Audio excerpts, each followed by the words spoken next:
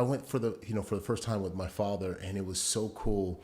It was a while back. It was back in 2006, and it was probably the coolest experience I had in all my life, all my travels. I've done 41 countries, but Nigeria, not just because it's home, and this was the story of my mother and my father, but I'll never forget. We land in Murtala Muhammad Airport, and we set up at the hotel. The next day, we go to see my grandmother. This would be my first time meeting my grandmother.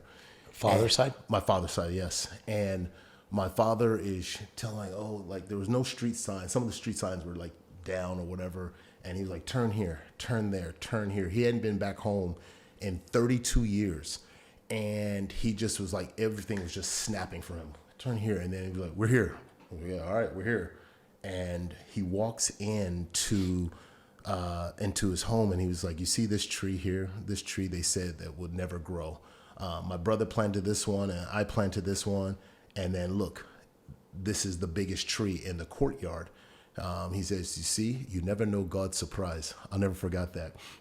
But we walk in, and he goes, Alaji, and calling his mom, who had been to Mecca, so she gets the name Alaji. And she, who's there? Who there? He's like, Emi Mustafa, Emi, saying, it's me, Mustafa. She kept saying, who? My Mustafa? No, wait, my Mustafa? She's saying in Yoruba.